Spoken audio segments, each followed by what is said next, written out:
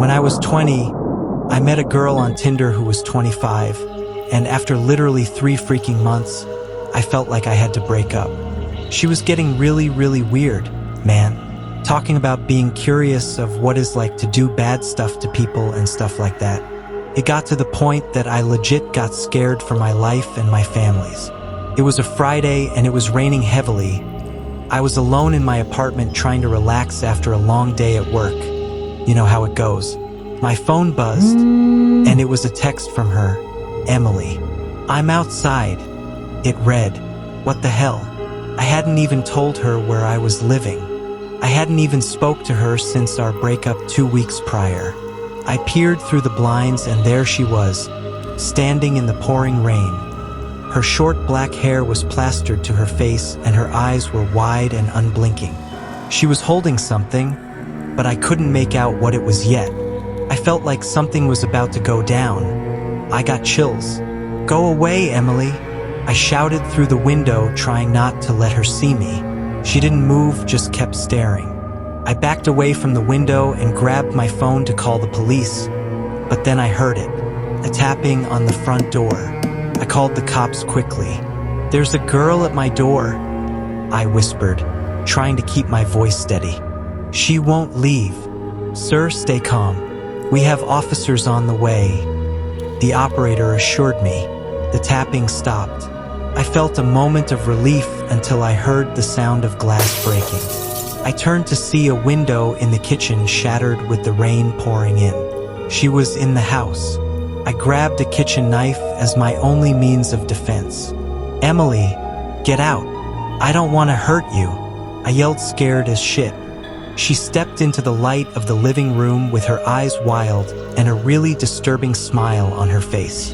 She was holding a photo of us, torn in half with what looked like my face scratched out. "We belong together," she whispered with her voice dripping with madness. I backed away slowly, keeping the knife between us. "Emily, please. This isn't you, you need help." She lunged at me, and I swung the knife, more out of fear than intention. It didn't get her, and she screamed. She kept coming at me, relentless. I ran upstairs and locked myself in my bedroom, praying the police would arrive soon. My phone buzzed again. Another message from an unknown number. "You can't hide from me, dummy," it read. The doorknob rattled, and then I heard the splintering of wood as she began to force down the door lock. I had seconds, so desperately. I opened the window and climbed onto the roof with the rain making the tiles slick under my feet. From my vantage point, she didn't know where I was, and I saw the red and blue lights of the police cars approaching after like 3 minutes. Just when Emily unlocked the door, she heard the sirens and screamed, "I'll get you later, honey." She bolted down the stairs and I heard the back door slam open. I climbed down from the roof, drenched and shivering. The police found her hiding in the backyard, still clutching the torn photo like it was her baby. They arrested her, and as they led her away, she kept repeating the sentence, "We belong together." An officer took my statement and stayed with me until I felt safe again, and suddenly we hear the sirens of 2 ambulances. We found out that before she got into my place, she hurt 2 neighbors with the you already know what. The officer assured me that she would get the help she needed, and I moved out of that house the next month. Man, I was scared as hell. And later I found out that luckily the neighbors were fine. And years later, I still sometimes have nightmares about that day. The look in her eyes, the sound of her voice saying that we belong together. It was not something nice to be around, man. But I remind myself that it's over and that she was in a mental hospital. And that's good. She needs this help. I've since learned to be more cautious about who I let into my life the hard way. Trust is something that must be earned, not given freely. Stay aware of the people around you.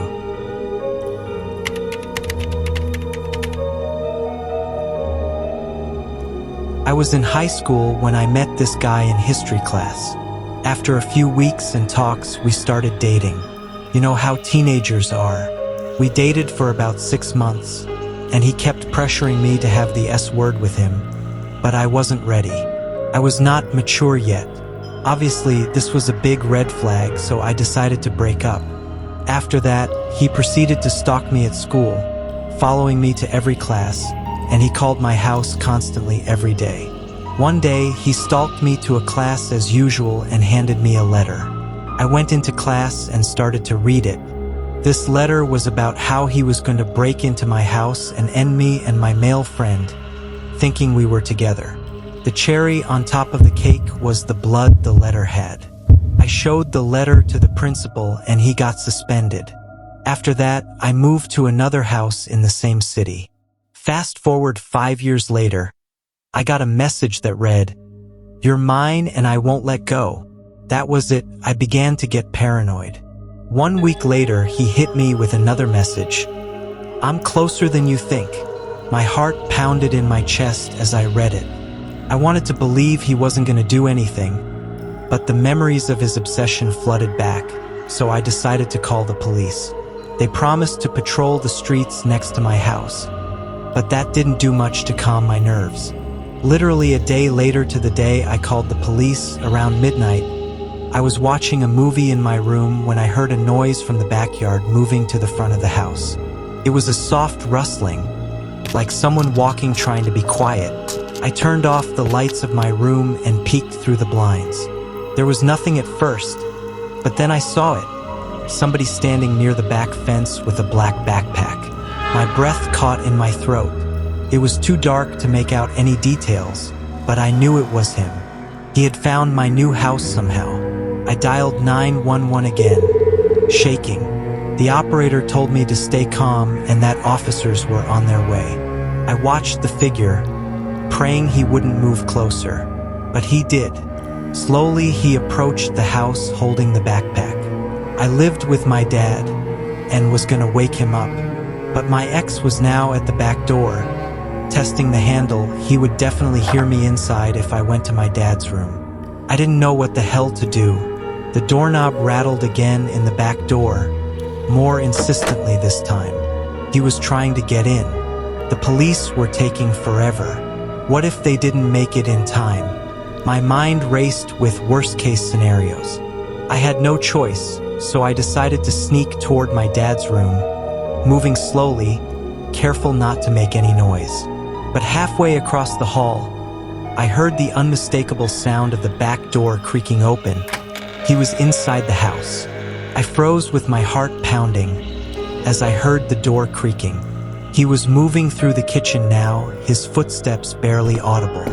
I could hear the faint rustle of his backpack. I had to act quickly.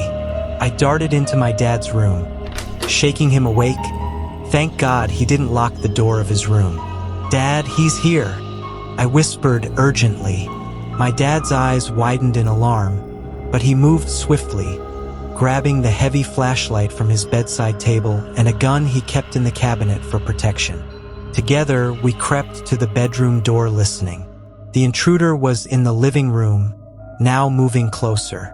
Suddenly, we heard the wail of sirens in the distance. I got a little relieved, but I knew we couldn't drop the guard yet. My dad motioned for me to stay behind him as we cautiously made our way to the hallway. We could see a shadow moving against the dim light from the living room window. "Stay back," my dad said, raising the flashlight. The front door burst open, and the police officers saw the backpack at the front door and stormed in, their flashlights slicing through the darkness. My ex was caught off guard, raising his hands. The police quickly subdued him, pinning him to the ground. My legs felt like jelly, and I sank to the floor with the adrenaline leaving me exhausted. The officers checked the backpack, finding duct tape, rope, a large knife, and a big black bag. My heart lurched at the sight.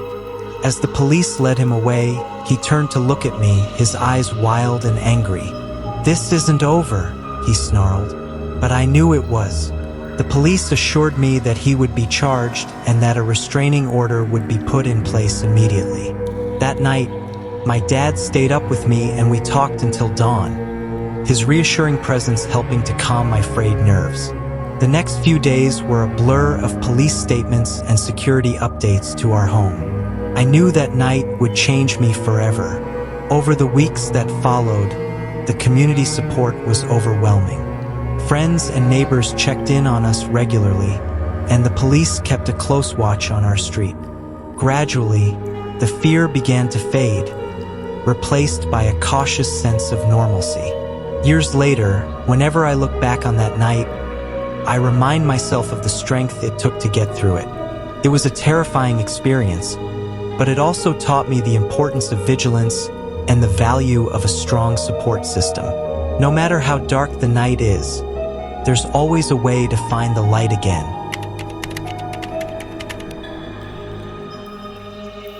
When I lived in Michigan, I had just broke up with a girl named Megan because she began to use drugs and was out of herself, yelling and talking all kinds of stuff to me, and she also cheated on me. And it just so happens that I started talking to a girl who lived down the block named Amanda, and we began to hook up and see each other. There was one rainy day that we were on the front porch of Amanda's house around 2 p.m., chatting and having a few beers, when this white car passes by slowly, and I recognized it. It was my ex driving it. Still don't know how the hell she found me or Amanda's house. She got out of the car and started yelling, "Hey, who is this bitch? Can you explain it to me?" Man, we got really damn scared, I won't lie. She was scary. We didn't know if she was high from something. I told the girl I was seeing that Megan was using those things, but I didn't really told too much about her. "Calm down. How did you find me?" I said, trying to calm her down. She responded me with a, "Whatever the fuck I want to know, I know." At that point, I knew we just had to protect ourselves. Talk wouldn't do much. So I whispered to Amanda, "Let's go inside," trying not to let my crazy ex hear me. Then she went back to her car and began to search for something. "So I think we're playing screw around and find out," she said. We knew we had to go inside quickly and lock all the doors and windows. And as we did that, Megan pulled out a gun. Man, I think I never got a scare like this in my life. We ran inside, locked the front door, and ran to lock everything she could use to get in. We bolted inside and I slammed the door shut. Heart was pounding so hard I thought it might burst out of my chest. Amanda was already halfway down the hallway, frantically locking all the windows. The rain was pouring now, drumming on the roof, creating an eerie backdrop to the chaos unfolding. "Call the police," I shouted, but my voice was swallowed by the storm. She nodded and fumbled for her phone with her hands shaking. I peeked through the blinds to see Megan, pacing back and forth by her car with the gun glinting ominously in her hand. Amanda called the cops, and I could hear her stammering out our situation to the operator. Meanwhile, I moved through the house, checking every possible entrance. The rain made it difficult to hear anything else. I knew we couldn't afford to let our guard down. I grabbed a heavy lamp from the living room and stood near the front door with my makeshift weapon at the ready. I tried to hear where my ex was, but I couldn't. The rain was heavy. But then I could hear her screaming something. I couldn't really find out what it was. Amanda joined me in the living room with her face pale as hell. "They said they're on their way," she whispered with her voice barely audible over the rain. Suddenly there was a loud crash from the back of the house. We both jumped, and I motioned for Amanda to stay put and slowly crept towards the noise. I reached the kitchen and saw the back door wide open, the lock shattered. Megan stood there, drenched and wild-eyed, the gun pointed directly at me. "You think you can just replace me?" she hissed. My mind raced trying to think of something, anything to defuse the situation. "Megan, please," I said, keeping my voice as steady as I could. "You need help, and we can get you help." But she wasn't listening.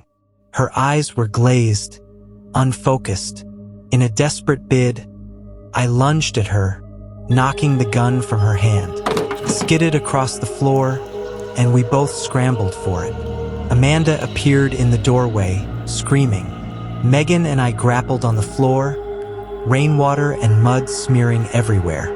I managed to get hold of the gun and threw it out of reach. Megan was strong though, and she fought like someone possessed. Finally, I pinned her down with my breath coming in ragged gasps. "Stop it, Megan. Just stop," I yelled, but she continued to thrash beneath me. The sound of sirens cut through the storm, getting louder and louder, and we saw the flashing lights outside. Moments later, officers burst through the front door with their guns drawn. "Let her go," one of them commanded. I backed off, hands up, as they quickly subdued Megan. Amanda and I stood there, drenched and trembling, watching as they led her away. She was screaming about betrayal, her eyes still wild. One of the officers approached us, asking if we were okay. We nodded, still in shock, barely able to process what had just happened. The next few hours were a blur of statements and questions. We sat together, clinging to each other for comfort. Finally, the house was quiet again. The storm had passed already. The officers assured us that Megan would be taken for a psychiatric evaluation and wouldn't be coming near us anytime soon. As the adrenaline began to wear off, exhaustion set in. Amanda and I moved to the couch, too tired to do anything but sit in silence. We knew we were safe, but the reality of what had happened was sinking in. "I'm so sorry," I said with my voice barely above a whisper. "It's okay. It's not your fault," she replied, squeezing my hand. "We'll get through this." I stayed there at her place until the next day, just holding each other. This night had been the longest, most terrifying night of my goddamn life, but we had made it through. And as we sat there on the porch again, exhausted but alive, I knew we would be okay. I married Amanda the very next year, and we still together.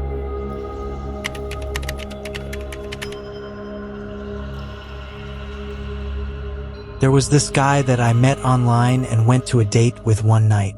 At first he seemed to be lovely and nice. We continued speaking for about 2 weeks before we started dating.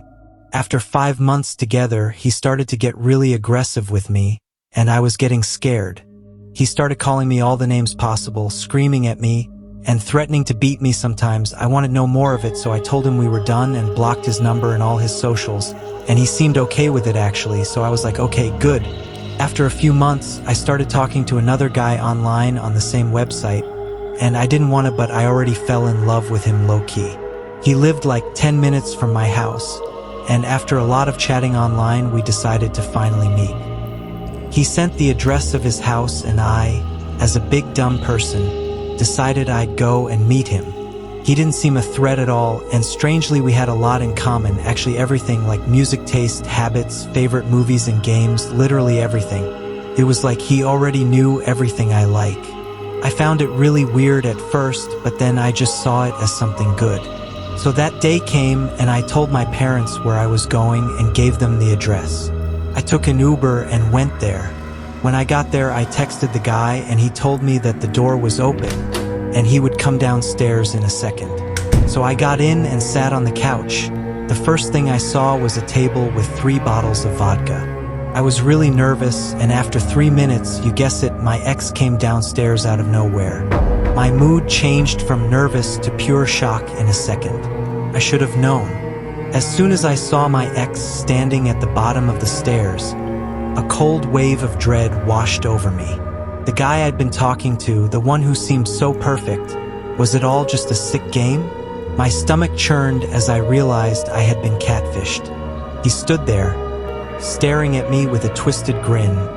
The same guy that once made me feel safe now sent chills down my spine. "Surprised to see me?" he asked, his voice dripping with mockery. I couldn't speak. My throat felt like it was closing up, and all I could do was stare at him. I should have run. I should have gotten up and bolted out of the door right then and there, but I was frozen, my body refusing to cooperate as fear took over, and I tried to think about a solution. He took a step towards me, and I instinctively shrank back into the couch. "Did you really think you could get rid of me that easily?" he continued, his tone shifting from mocking to menacing. You thought you could just block me and move on? You're mine. You've always been mine. Every word felt like a knife digging deeper into my chest. He was getting closer, and I knew I had to act fast. Summoning all the strength I had left, I forced myself to stand up. I have to go, I stammered. I took a step toward the door, but he was faster. He lunged at me, grabbing my arm with a grip so tight it hurt. You're not going anywhere, he hissed, yanking me back. Panic surged through me. I tried to pull away, but his grip only tightened. Let me go, I screamed, trying to wrench my arm free. But he was stronger, and the look in his eyes told me he wasn't going to let me go that easily. You're not leaving until we talk, he said.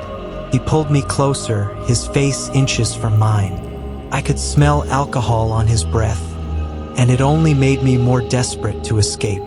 I could feel the adrenaline kicking in, my fight or flight response finally kicking into high gear. With all my might, I pushed against him, catching him off guard.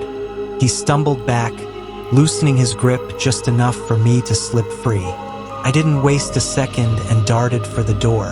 I reached the door and yanked it open, but just as I stepped outside, I looked down to see that he had grabbed me again, this time by the ankle. I kicked at him, but he held on, pulling me back inside. Desperation clawed at me. I was so close to escaping, but he wasn't going to let me go without a fight. I used my free leg to kick him as hard as I could, and finally his grip loosened. I scrambled to my feet and bolted out of the door, not daring to look back. I ran down the street, my breath coming in ragged gasps. My mind was racing, trying to figure out where to go. I didn't know this neighborhood well, but I had to get as far away from that house as possible. My phone was still in my hand, and I quickly called my mom, but she didn't answer. Mom, help! He found me. My ex found me. I managed to text her, but before I could hit send, I heard footsteps behind me. I turned around and saw him running after me, his face twisted in rage. I pushed myself to run faster, but I was already exhausted. My lungs burned, and my legs felt like they were going to give out any second. I had to find a place to hide, somewhere safe where he couldn't find me. Up ahead, I saw an alleyway next to a clothing store and ducked into it, pressing myself against the wall. I held my breath, trying to make myself as small as possible. I could hear his footsteps getting closer, and I prayed he wouldn't find me. The footsteps slowed, then stopped. I could hear him in the area breathing heavily as he searched for me in every place. I didn't dare move. My heart was pounding so hard I thought he might hear it. After what felt like an eternity, I heard him say, "You damn bitch," and walk away. I waited a few more minutes before I finally allowed myself to get up and call my mom, and she finally picked up asking me where I was. My whole body was shaking. I stepped out of the alleyway and looked around for the name of the street on Google Maps to send to my mom.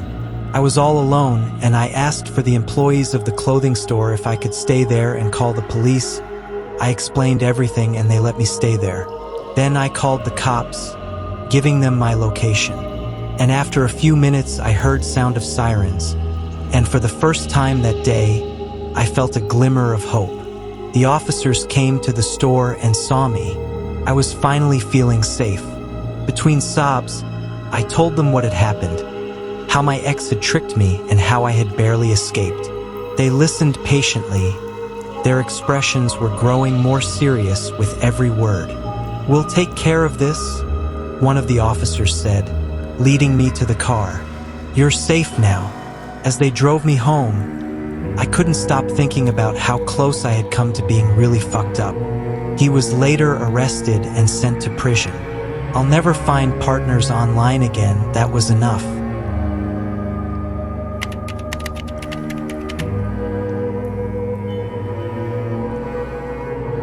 A few months ago, I broke up with a girl that was the definition of crazy. Man, Whenever I was with my mom and my sister, I was bombarded with messages and phone calls, because she was completely convinced that I was cheating on her with my mom and my sister.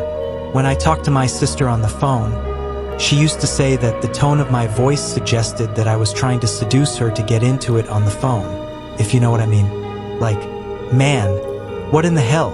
But things got worse when we decided to have a fancy dinner night to make our relationship better.